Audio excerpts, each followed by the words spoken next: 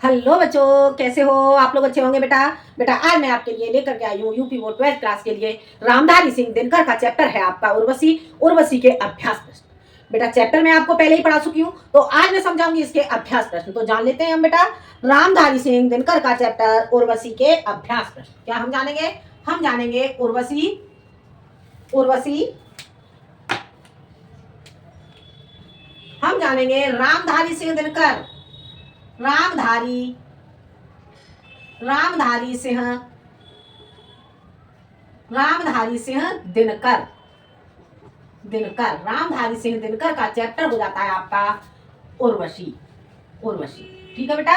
और हम जानते हैं उर्वशी के अभ्यास प्रश्न। क्या जानेंगे हम? अभ्यास प्रश्न। ठीक है बेटा। तो जान लेते हैं हम जानेंगे इसमें जो बेटा गा खंड से इसमें हमारा दिया गया है रामधारी सिंह दिनकर का चैप्टर उर्वशी के अभ्यास प्रश्न। ठीक है। का और खा में आपका मैं आपको पहले ही करा चुकी हूँ। का और खा में आपका पूर्वा का था अभ्यास प्रश्न, तो यहाँ से आपका उर्वशी का है। ठीक है। तो देखते हैं, पहले हम पद को पढ़ लेते हैं, उसके बाद हम इसके प्रश्नों के उत्तर देंगे। पद हमारा क्या हो जाता है? मैं नाम गोत्र से रहित पुष्प अमर में उड़ती हुई मुक्ति आनंद सिखा इतिवृत्तहीन सौंदर्य चेतना की तरंग सुर नर के नर गंधर्व नहीं।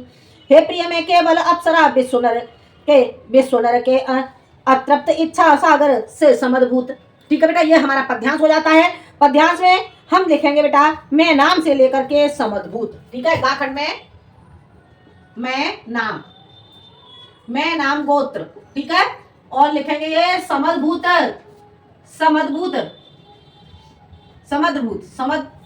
है बेटा। देखते हैं क्या है इसमें, क्या बताया गया है?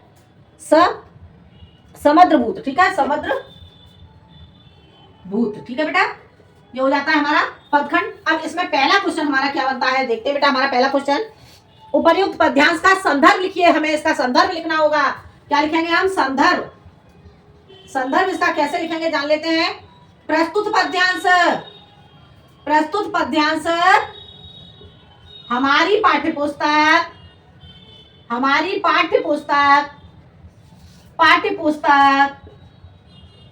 हिंदी के काव्य खंड के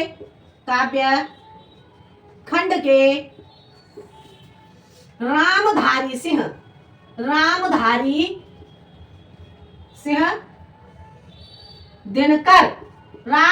सिंह दिनकर ठीक है, कृत उर्वशी शीर्षक से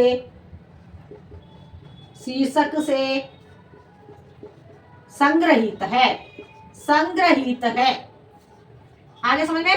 ये हो जाता है आपका संदर्भ। अब जानते हैं बेटा हम अगला क्वेश्चन, सेकंड क्वेश्चन हमारा क्या बनता है देख लेते हैं। प्रस्तुत काव्य पंक्तियों में उर्वशी ने किसे अपना परिचय दिया है? तो प्रस्तुत काव्य पंक्तियों में ये हमारा उत्तर हो जाएगा। प्रस्तुत काव्य पंक्तियों में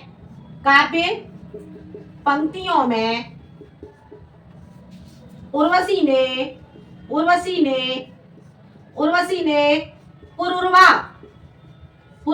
पुरुरवा को अपना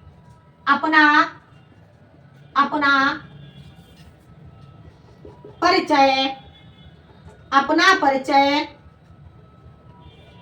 दिया है। आगे समझ में? प्रस्तुत काव्य पंक्तियों में उर्वशी ने पुरुरवा को अपना परिचय दिया है। यह आपका क्लियर हो जाता है। अगला क्वेश्चन देखते हैं। अगला क्वेश्चन हमारा क्या बनता है जान लेते हैं हम। अगला क्वेश्चन, मैं नाम गोत्र से रहित पुष्प पंक्ति में कौन सा अलंकार है? मैं नाम गोत्र से रहित पुष्प। तीसरा क्वेश्चन, मैं नाम गोत्र से रहित पुष्प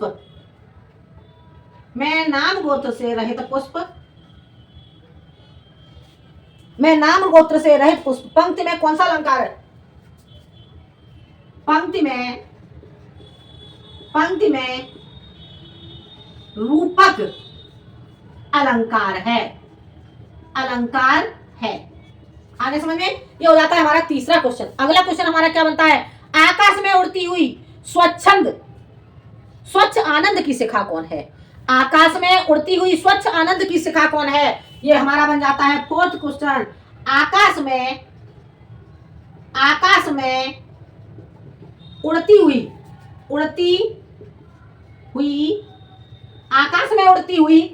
आकाश में उड़ती हुई स्वच्छ आनंद की शिखा, उड़ती हुई स्वच्छ आनंद की शिखा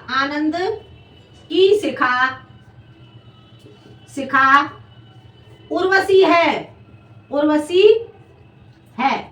आगे समझ में?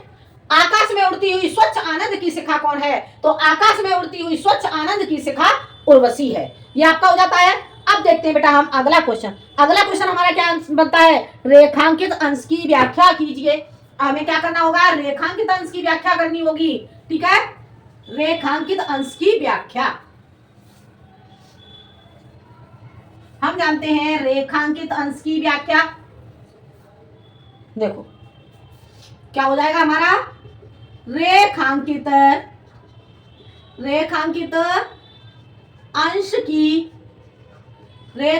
अंश की व्याख्या। हमें रेखांकित अंश की व्याख्या करनी होगी बेटा।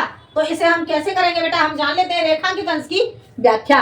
ठीक है, तो पहले हमें रेखांकित देखना होगा। हमारा रेखांकित कहां से कहां तक किया गया है? रेखांकित हमारा किया गया है, हे प्रिय में केवल अप्सरा, विश्व नर के अतृप्त इच्छा सागर से समदभूत। ठीक है बेटा, तो हमें ये इसका अर्थ करना होगा। तो प्रस्तुत पद्यांश में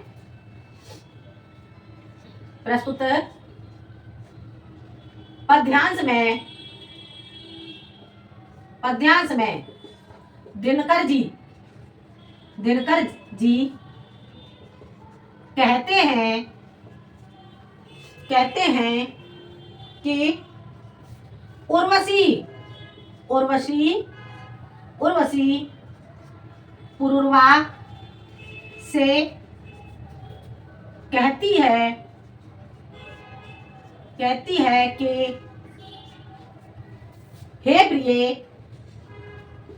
कि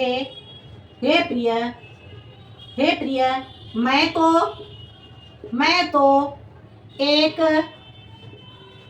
एक साधारण अप्सरा हूँ। मैं तो एक साधारण अप्सरा हूँ जिसका जन्म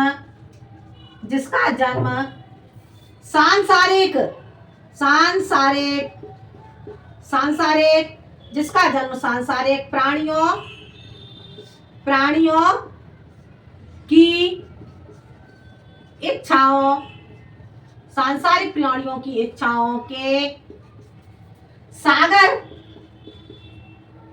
से हुआ है। आगे समझ में? क्या हो जाता है? रेखांकित अंश की व्याख्या। प्रस्तुत पद्यांश में दिनकर जी कहते हैं कि उर्वशी पुरुरवा से कहती है कि हे प्रिय, मैं तो एक साधारण अप्सरा हूँ जिसका जन्म सांसारिक प्राणियों की इच्छाओं के सागर से हुआ है। आगे बेटा समझ में? ये हमारा क्वेश्चन बन जाता है। अब चलते हैं बेटा हम अगले पदखंड की ओर। अब हम जानेंगे घा पदखंड। घा खंड आपका कंप्लीट हो जाता है। अब जानते हैं हम अगला पदखंड। अगले पदखंड में क्या कहते हैं दिनकर जी? जान लेते हैं हम। घा पदखंड हमारा कहां से कहां तक हो जाता है? मेरे सम्मुख से लेकर के जाते हैं। मेरे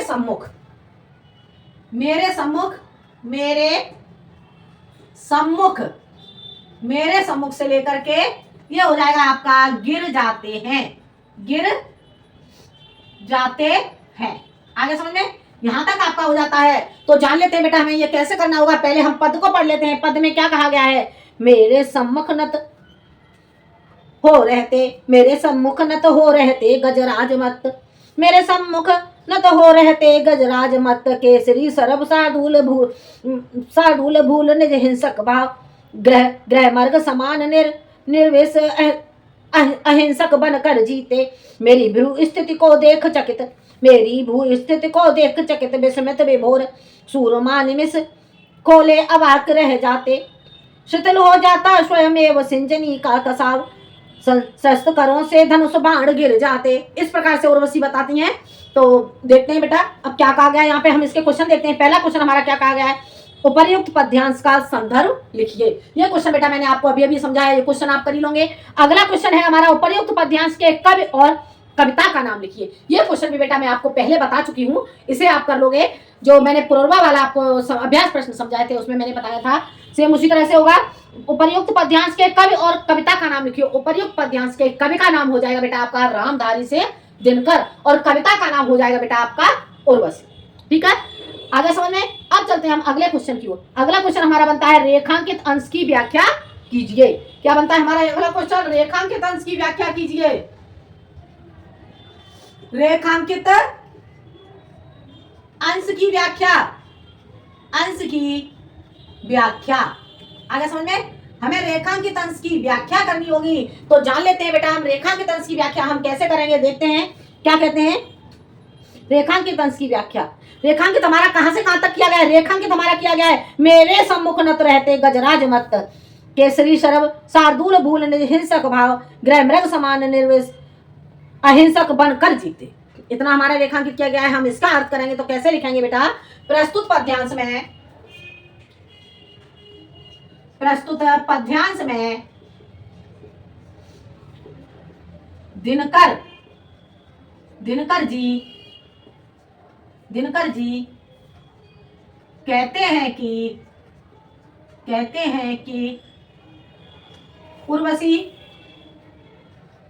उर्वशी कहती है कि मेरे सामने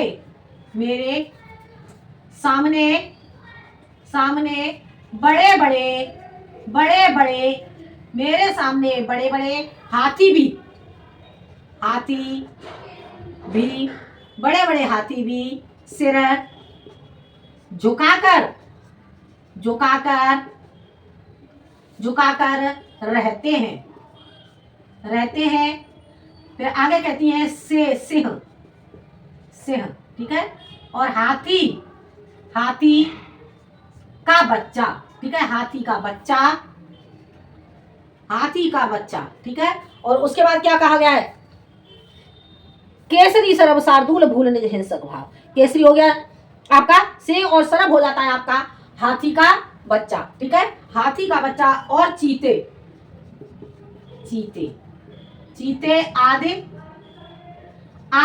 आदि सभी अपनी हिंसक प्रवृत्ति,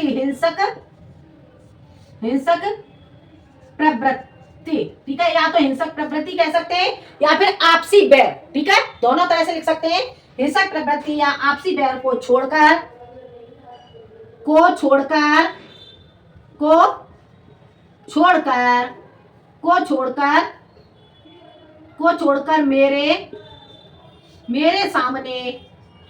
मेरे सामने पालतू शेर के समान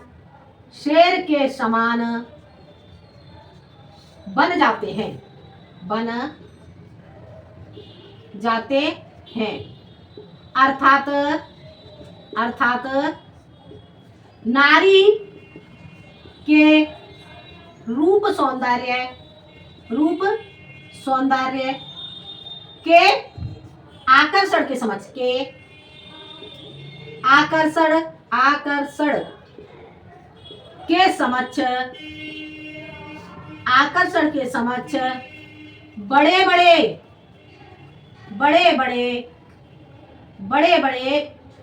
नारी के रूप सौंदर्य के आकर्षण के समक्ष बड़े बड़े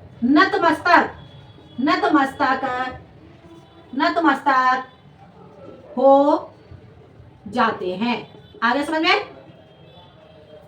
प्रस्तुत पद्यांश में दिनकर जी कहते हैं कि उर्वशी कहती है कि मेरे सामने बड़े बड़े हाथी भी सिर झुकाकर रहते हैं।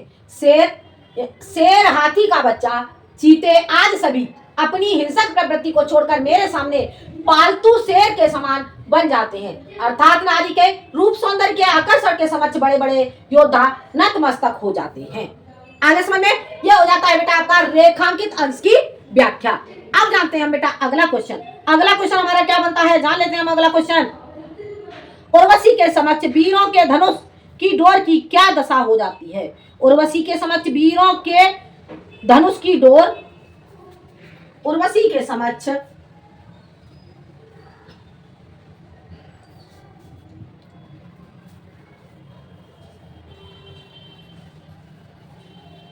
देखते बेटा हम अगला क्वेश्चन। अगला क्वेश्चन हमारा क्या होता है, उर्वशी के समक्ष, उर्वशी के समक्ष, उर्वशी के समक्ष क्या क्वेश्चन था हमारा, एक बार फिर से देख लेते हैं हम। क्वेश्चन था हमारा उर्वशी के समक्ष वीरों के धनुष की डोर की क्या दशा हो जाती है? उर्वशी के समक्ष वीरों के धनुष की डोर, उर्वशी के समक्ष वीरों के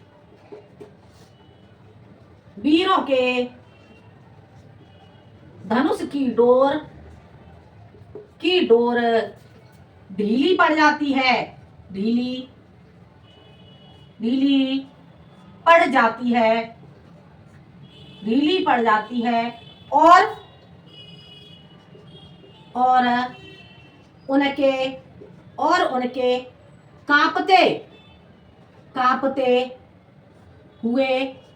कांपते हुए हाथों से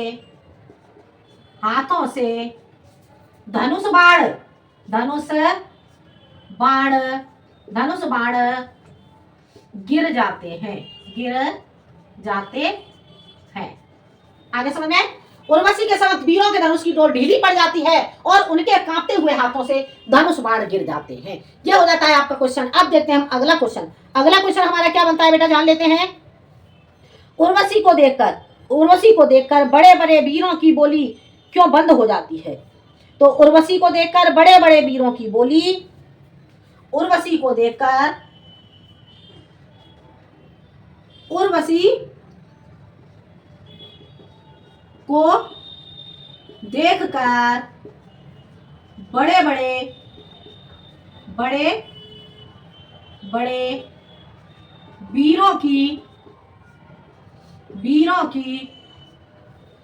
बड़े वीरों की बोली, बड़े बड़े वीरों की बोली भौं की मुस्कान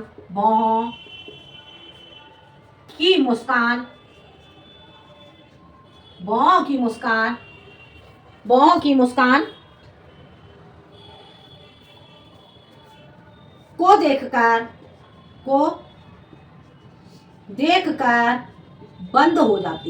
बंद हो जाती है। आगे समझ में? क्या था? उर्वशी के क्वेश्चन देखते हैं बेटा, हमारा क्वेश्चन क्या था? उर्वशी को देखकर बड़े बड़े वीरों की बोली क्यों बंद हो जाती है? तो उर्वशी को देखकर बड़े बड़े वीरों की बोली भौं की मुस्कान को देख करके बंद हो जाती है। ठीक है, ये आ गया समझ में? अगला क्वेश्चन हमारा हो जाता है। अगला क्वेश्चन हमारा क्या बनता है बेटा, जान लेते हैं हम। अगला क्वेश्चन हमारा बनता है उर्वशी के सामने हिरण जैसे कौन बन जाते हैं? उर्वशी के सामने हिरण जैसे कौन बन जाते हैं? तो इसका आंसर हम कैसे लिखेंगे? इसका आंसर हम लिखेंगे उर्वशी के सामने, उर्वशी ऐसे लिखते हैं,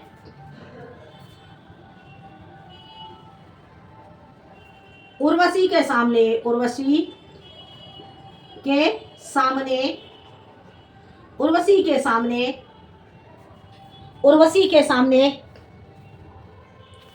उर्वशी के सामने हिरण जैसे कौन बन जाते हैं? उर्वशी के सामने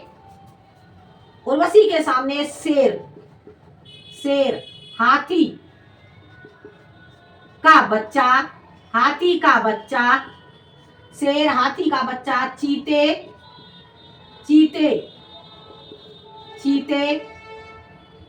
चीते आदि सभी हिंसक पशु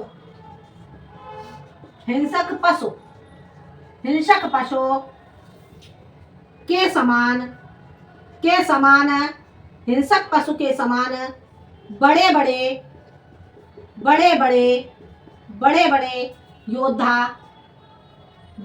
योद्धा योद्धा अपनी अपनी हिंसक प्रवृत्ति का त्याग करके पालतू हिरण के समान बन जाते हैं।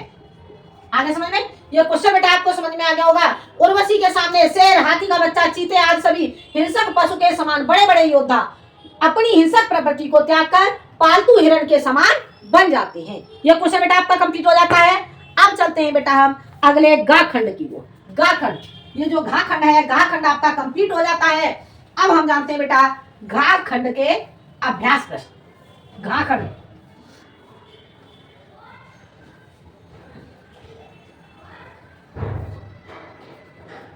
घा खंड बेटा आपका कंप्लीट हो जाता है। अब जानते हैं हम अंगा खंड। ठीक है, अंगा खंड। ठीक है, अंगा जो है हम इसका पद पढ़ लेते हैं। पद क्या बताया गया है? देवालय में देवता नहीं केवल मैं हूँ। अब उर्वशी क्या कह रही है? उर्वशी कह रही है देवालय में देवता नहीं केवल मैं हूँ, मेरी प्रतिमा को घेर उठ रही अगुर गंध, बज रहा अर्चना में मेरी मेरा नूपुर, भूनभ का सब संगीत नाद मेरे निस्सीम प्रणय का है, सारी कविता जय गान एक मेरी त्रैलोक विजय का है। आगे बेटा समझ में? ये आपका हो जाता है पद। तो इसमें हम लिखेंगे देवालय से लेकर के विजय का है। देवालय से लेकर के ये आपका हो जाएगा बेटा विजय का है। आगे समझ में? ये आपका पद हो जाता है। अब देखते हैं बेटा हम इसके क्वेश्चन को। हम पहला क्वेश्चन देखेंगे। इसका पहला क्वेश्चन हमारा क्या बनता है? उपर्युक्त पद्यांश का संदर्भ लिखिए। यह क्वेश्चन बेटा मैं आपको पहले ही समझा चुकी हूँ, क्वेश्चन आप कर लेंगे। अगला क्वेश्चन हमारा बनता है रेखांकित अंश की व्याख्या कीजिए। सेकंड क्वेश्चन हमारा बनता है रेखांकित अंश की व्याख्या कीजिए। सेकंड क्वेश्चन रेखांकित अंश की व्याख्या। ठीक है बेटा, रेखांकित अंश की व्याख्या। तो जान लेते हैं बेटा हम रेखांकित अंश की व्याख्या क्या कहा गया है। देखते हैं हमारा रेखांकित कहां से कहां तक किया गया है। जानते हैं मेरे सम्मुख न तो हो जा। देखते हैं, ये गलती से मैं पढ़ने लगी बेटा घाखंड का। ये देखते हैं हम देवालय में देवता नहीं केवल मैं हूं, मेरी प्रतिमा को घेर उठ रही अगुर गंध। ठीक है, ये इतना हमारा रेखांकित किया गया है। अब हम इतने में लिखेंगे तो कैसे लिखेंगे? प्रस्तुत पद्यांश में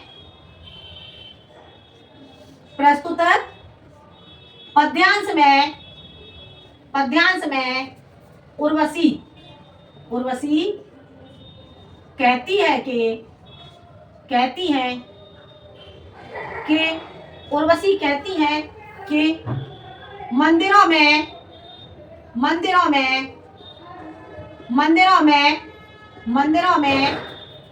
देवता नहीं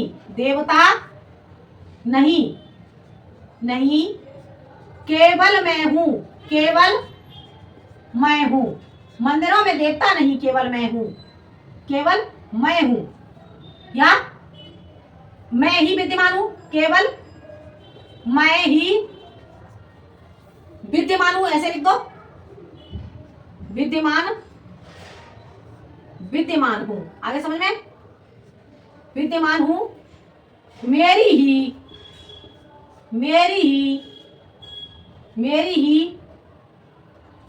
ही क्या है? मेरी ही प्रतिमा को घेर कर अगर नामक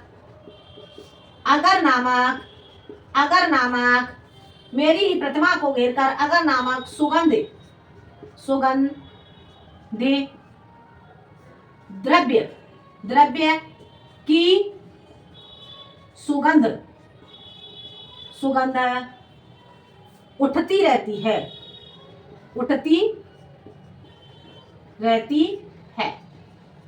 आगे समझ में? प्रस्तुत पद्यांश में उर्वशी कहती है कि मंदिरों में देवता नहीं केवल मैं हूं, केवल मैं हूं, मैं ही हूं, केवल मैं ही विद्यमान हूं, मेरी ही प्रतिमा को घेरकर अगर नामक सुगंध द्रव्य की सुगंध उठती रहती है। आगे समझ में यह हो जाता है बेटा आपका रेखांकित अंश की व्याख्या। अगला क्वेश्चन देखते हैं बेटा, हमारा अगला क्वेश्चन क्या बनता है? उर्वशी ने मंदिरों में किसका वास बताया है? उर्वशी ने मंदिरों में किसका वास बताया है? तीसरा क्वेश्चन, तो इसका आंसर हो जाएगा बेटा उर्वशी ने मंदिरों में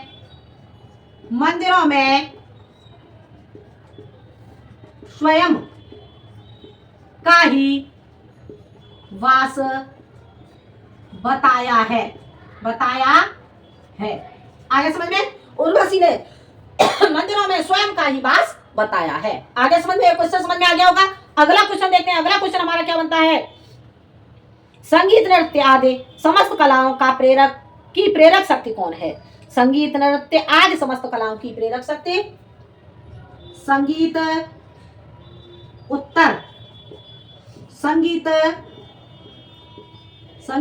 नृत्य आदि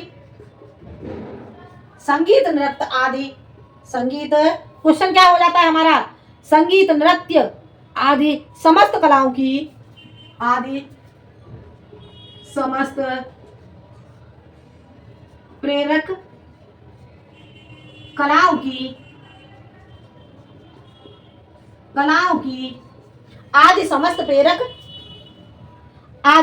समस्त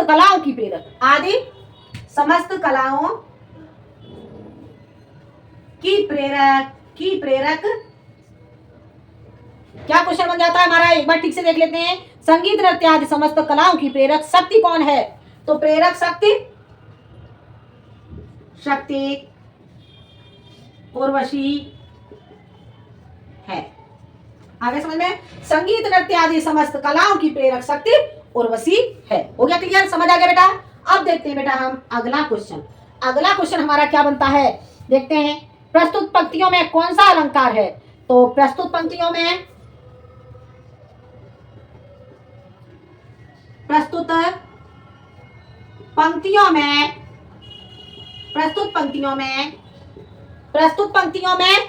कौन सा अलंकार है? ठीक है, कौन सा क्वेश्चन बनता है? प्रस्तुत पंक्तियों में कौन सा अलंकार है? तो प्रस्तुत पंक्तियों में कौन सा अलंकार है? ठीक है, प्रस्तुत पंक्तियों में रूपक, उपमा व उत्प्रेक्षा अलंकार है। आगे समझ में, प्रस्तुत पंक्तियों में कौन सा अलंकार है? प्रस्तुत पंक्तियों में रूपक, उपमा व उत्प्रेक्षा अलंकार है। यह आपका क्वेश्चन बन जाता है। अब चलते हैं बेटा हम अगले काव्यखंड की ओर। ठीक है, अगला काव्यखंड बेटा हम जान लेते हैं। यह लास्ट काव्यखंड हो जाता है आपका उर्वशी का। ठीक है, चाखंड देखते हैं बेटा हम। चाखंड ठीक है, चाखंड बेटा एक बार हम पढ़ के देख लेते हैं कहां से कहां तक किया गया है। मैं नहीं गगन की लता तारकों में पुलकित फूलती हुई, मैं नहीं व्योमपुर की बाला विदु की तनिया चंद्र का संग पूर्णिमा सिंधु की परमोज्वल आभा तरंग, मैं नहीं किरण के तारों पर झूलती हुई भू पर उतरी। ठीक है, इस तरह से उर्वशी कहती हैं। तो मैं नहीं से लेकर पर उतरी, मैं नहीं से लेकर के आपका हो जाएगा पर उतरी। ठीक है बेटा, ये बन जाता है। अब देखते हैं बेटा हम इसके क्वेश्चन। पहला क्वेश्चन इसका क्या हो जाता है? पहला क्वेश्चन इसका बनता है बेटा, उपर्युक्त पद्यांश के कवि एवं कविता का नाम लिखिए। ये क्वेश्चन बेटा आप लोग कर ही लोगे, ये मैं आपको समझा चुकी हूँ। अगला देखते हैं, अगला क्वेश्चन हमारा बनता है, रेखांकित अंश की व्याख्या कीजिए। तो जानते हैं बेटा हम सेकंड क्वेश्चन, रेखांकित अंश की व्याख्या। आगे समझ में, रेखांकित अंश की व्याख्या बेटा हमें करनी होगी। तो क्या हो जाएगी हमारी रेखांकित अंश की व्याख्या? देखते हैं क्या कहते हैं। देखो, रेखांकित हमारा किया गया है, मैं नहीं गगन की लता तारकों में पुलकित फूलती हुई, मैं नहीं व्योमपुर की बाला विदुकी तनया चंद्र का संग। ठीक है बेटा, ये इतना आपका रेखांकित हो जाता है। अब हमें क्या करना होगा, हमें इसके का अर्थ करना होगा। तो हम कैसे करेंगे देखते हैं। प्रस्तुत पद्यांश में, प्रस्तुत पद्यांश में दिनकर जी कहते हैं कि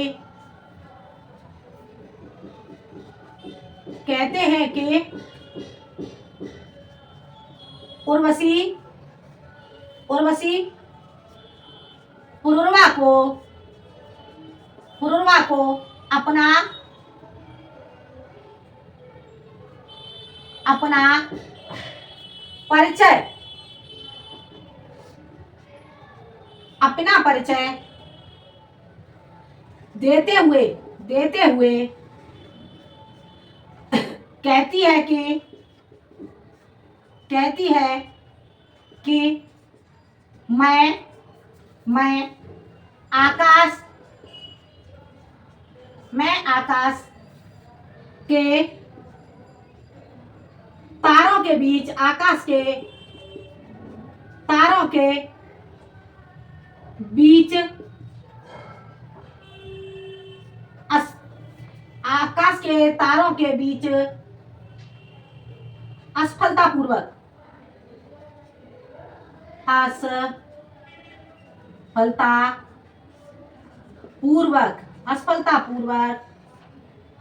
फूलने वाली कोई लता नहीं हूं, ना ही चांदनी के साथ खेलने वाली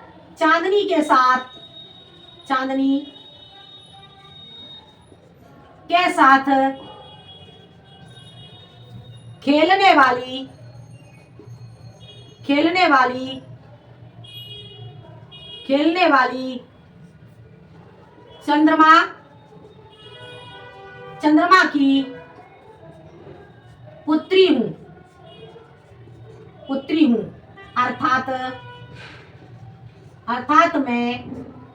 अर्थात मैं मनुष्य द्वारा उपभोग्य हूं। आगे समझ में।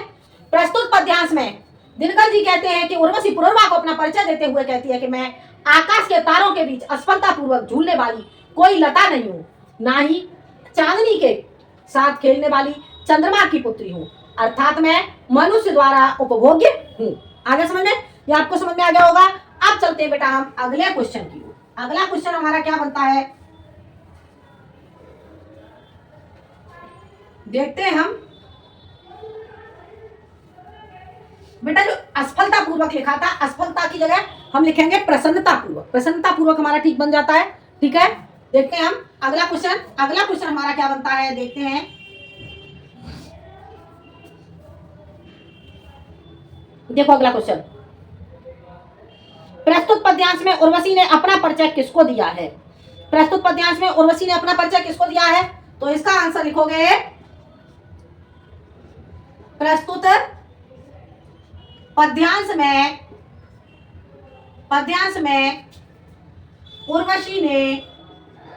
उर्वशी ने